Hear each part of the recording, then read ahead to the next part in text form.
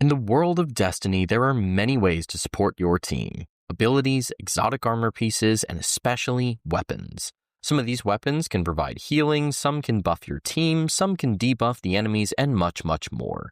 I'm sure a lot of you who enjoy supporting your team have your favorite weapons to do so with, and I'm no exception. So, my name's Doc, your host for all things healing, and I want to share with you my top 5 favorite support weapons in Destiny 2. Let's get into this. So starting off at number 5, we've got Tractor Cannon. One of the original support weapons in Destiny 2, Tractor Cannon has maintained its status as a fantastic support weapon due to applying one of the strongest debuffs in the entire game. And it's also really fun to boop things around with this weapon. Tractor Cannon is an exotic void-heavy shotgun that can be found from exotic engrams or occasionally sold from Xur. How Tractor Cannon works is that when you shoot an enemy with this weapon, it suppresses them, pushes them back, and applies a debuff that makes PvE enemies take 30% more damage. On top of that, when you shoot an enemy, you also gain increased movement speed and handling. When it comes to the catalyst, you just gain some increased ammo reserves and increased ammo regeneration. Nothing super crazy. Overall, Tractor Cannon is an incredibly strong and incredibly fun support weapon that I still use very frequently to this day. Sure, it's got a pretty short range, so you can't use it in every scenario, but I think you'd be surprised to learn just how many boss encounters allow you to get close enough to use Tractor. Sometimes you may need to get a bit creative to close that distance, but hey, a 30% damage increase in enemy suppression is more than worth it in my opinion. This is also really unique because it's one of the few heavy ammo shotguns left in the entire game. And one last thing that I'll say, Tractor Cannon can be a pretty decent heavy support option for PvP. There's just something so satisfying about ripping someone out of their super and watching them sail over the edge of the map. Up next at number 4, we've got Divinity. Once upon a time, this weapon defined what it meant to be a support weapon.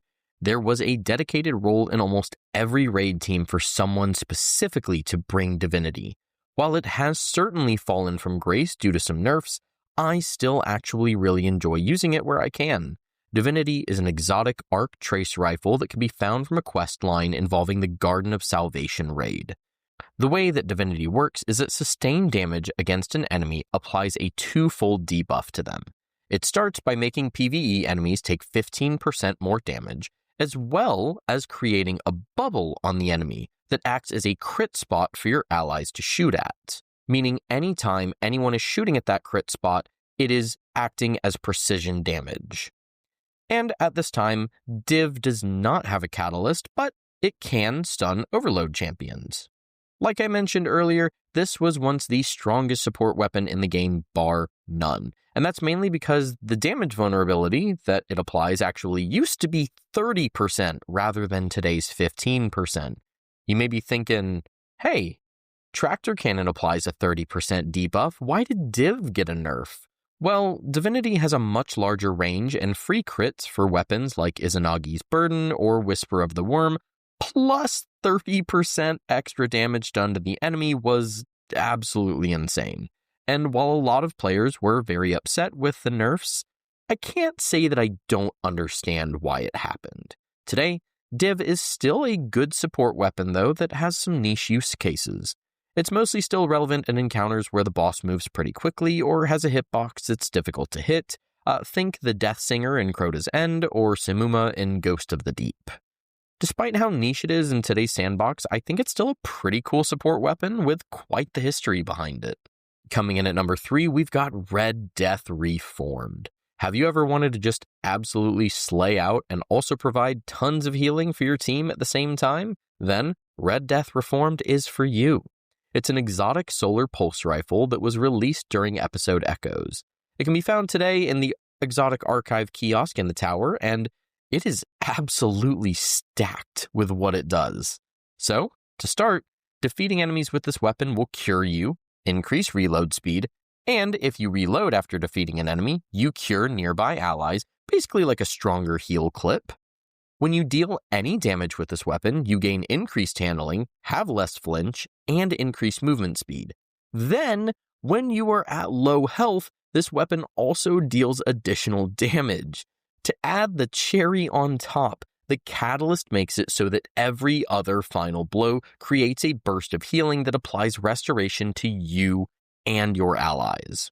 When you put all of this together, Red Death Reform becomes a great support weapon for solo play, group PvE, PvP, Gambit, well, everywhere, honestly. That's probably my favorite thing about this weapon, is that you can slap it on in just about any activity, and it will give you some pretty solid value. And since that healing can proc Ember of Benevolence, it can synergize well with a plethora of support builds, adding to its already jack-of-all-trades support weapon status. Of course, with pretty much everything about this weapon being passive and just requiring you to use it as normal, it's also a great first support weapon, as you don't have to change anything about your gameplay style to provide useful healing to your teammates. Overall, man, I love Red Death, and it's been my go-to solo weapon since it was released. In the number 2 spot, we've got No Hesitation, the only legendary weapon on this list, and at the number 2 spot as well, if you've used it, you're probably not surprised.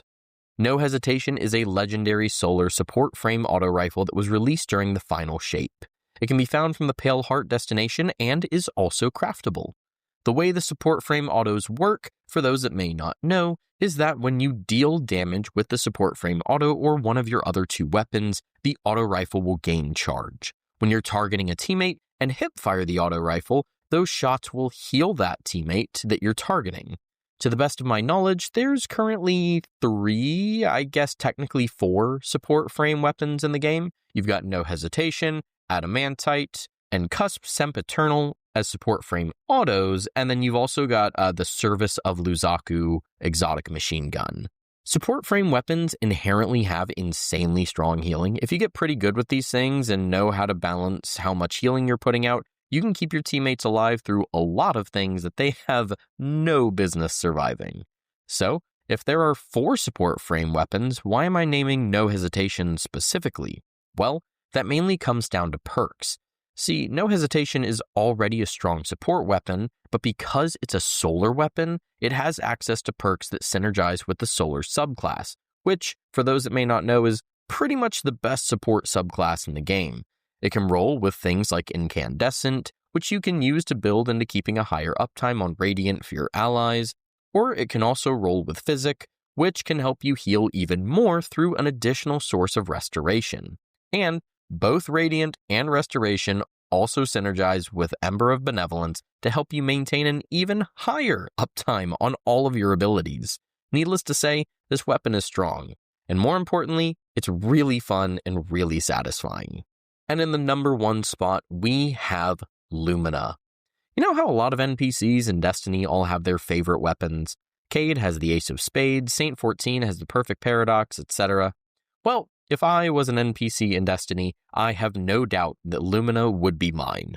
For those that don't know, Lumina is an exotic kinetic hand cannon that was released during Season of Opulence all the way back in Year 2 of Destiny 2 via a quest that basically involved Purifying Thorn, another exotic hand cannon that acts as the opposite of Lumina. Today, you can still acquire Lumina through the exotic archive kiosk in the tower. What Lumina does is when you defeat an enemy using this weapon, there will be a remnant left at the location of the defeated enemy. If you have the catalyst, it will actually drop 2 remnants. If you pick up those remnants, your magazine gets partially refilled and you gain what are called noble rounds. You can store up to 6 noble rounds, and when you have at least 1 noble round, you can hip-fire your weapon to shoot it. If that round hits a teammate, it will heal them and grant both you and that teammate a buff called Blessing of the Sky, which increases weapon damage by a whopping 35% in PvE. It also has some unique interactions with the boots of the Assembler Warlock exotic armor, but that's a video for another day. Not only is this my favorite support weapon, it's just my favorite weapon in the entire game. From the very first day I got my hands on it, it's been a staple in my inventory. I mean, it's got everything I could want in a support weapon. It does decent damage by itself, you don't have to reload it very often, it can heal people, it procs Ember of Benevolence, and it provides one of the strongest weapon damage boosts in the entire game. Very easily, I might add. I have many fond memories with this weapon. of trying out damage strats and raids, making some blueberries in the Crucible feel invincible, and even getting some compliments at the end of GMs. Even today, in places like the Lawless Frontier or Portal activities, I'm still rocking Lumina where I can, and still loving every second of using it. I personally doubt Bungie could ever release a weapon that would overtake Lumina as my favorite, so if you ever run into a warlock named Doc who's still using Lumina in the big 2026, well, that's probably me. And that was my top 5 favorite Destiny 2 support weapons, at least as of right now.